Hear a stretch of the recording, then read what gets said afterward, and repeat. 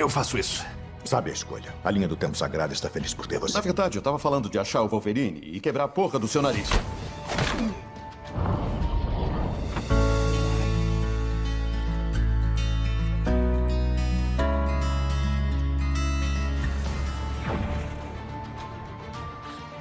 Encontrem ele. Encontrem! Caramba, que pressão, hein? O que traz a gente de volta pra cá? A profanação do cadáver sagrado.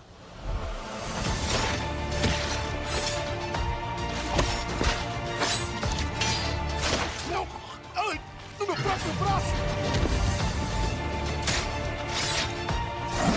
Ah, agora sim! Desculpa! Wolverinizar é difícil! Faz isso parar! James Mangold tentou! Seu doente fudido! O Logan era um herói! E a única coisa que já prestou que veio do Canadá.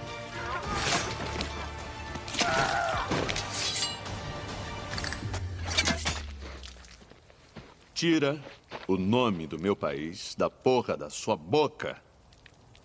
E a minha espada. Me dá isso aqui. Ai, tem que achar outro Logan. Um que esteja vivo.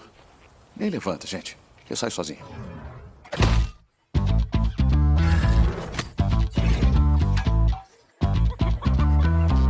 Logan! Eu preciso que você venha comigo. E você quem é? Olha só, é todo peludinho. Cravou a aterrissagem, amiguinho?